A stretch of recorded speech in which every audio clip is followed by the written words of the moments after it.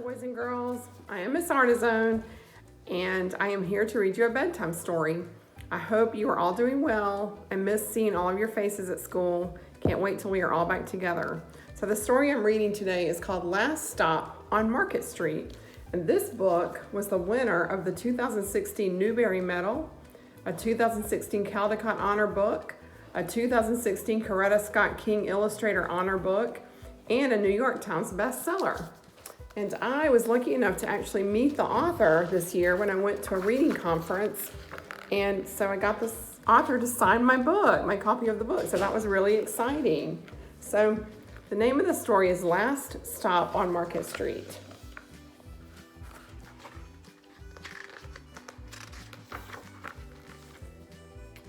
CJ pushed through the church doors, skipped down the steps. The outside air smelled like freedom, but it also smelled like rain, which freckled CJ's shirt and dripped down his nose.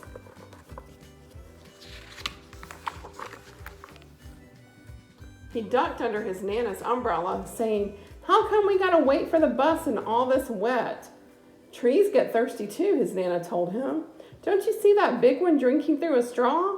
CJ looked for a long time, but never saw a straw.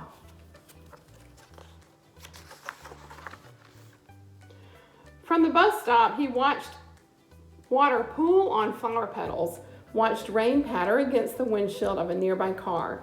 His friend Colby climbed in, gave CJ a wave, and drove off with his dad. "Nana, how come we don't have a car?"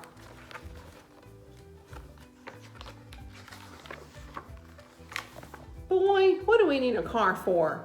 We have a bus that breathes fire and old Mr. Dennis, who always has a trick for you." The bus creaked to a stop in front of them. It sighed and sagged, and the door swung open.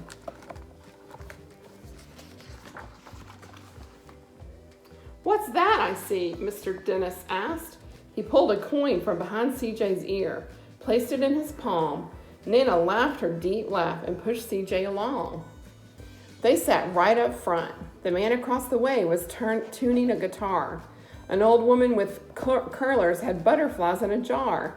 Nana gave everyone a great big smile and a good afternoon. She made sure CJ did the same thing, teaching him some manners.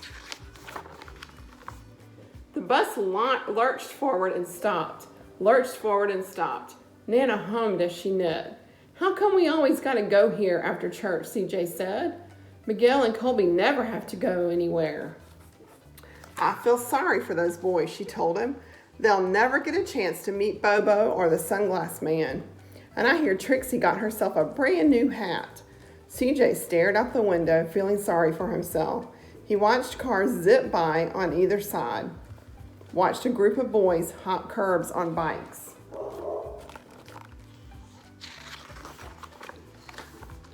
A man climbed aboard with a spotted dog.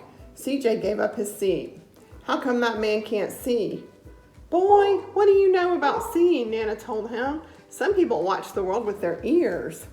"That's a fact. Their noses too," the man said, sniffing at the air. "That's a mighty fine perfume you're wearing today, ma'am." Nana squeezed the man's hand and laughed her deep laugh.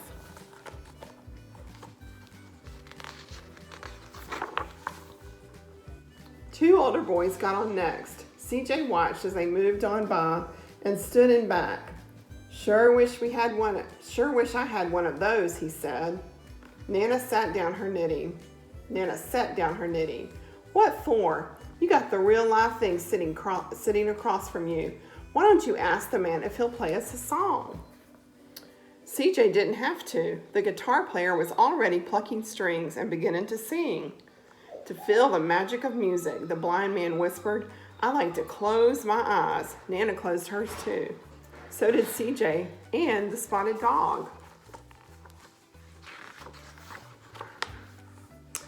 And in the darkness, the rhythm lifted CJ out of the bus, out of the busy street. He saw sunset colors swirling over crashing waves, saw a family of hawks slicing through the sky, saw the old woman's butterflies dancing free in the light of the moon. CJ's chest grew full and he was lost in the sound, and the sound gave him the feeling of magic.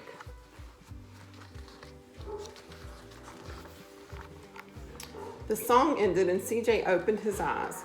Everyone on the bus clapped, even the boys in back. Nana glanced at the coin in CJ's palm. CJ dropped it in the man's hand.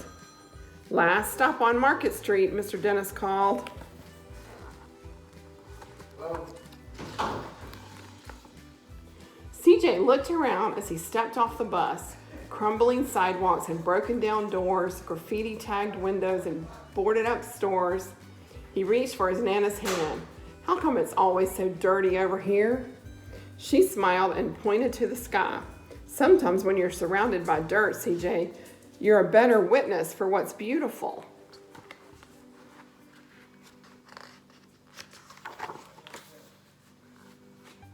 CJ saw the perfect rainbow arcing over their soup kitchen.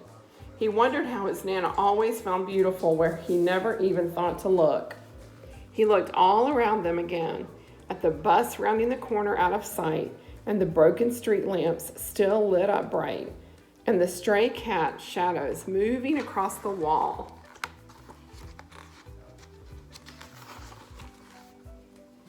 When he spotted their familiar faces in the window, he said, "I'm glad we came." He thought his Nana might laugh, her deep laugh, but she didn't. She patted him on the head and told him, "Me too, CJ. Now come on."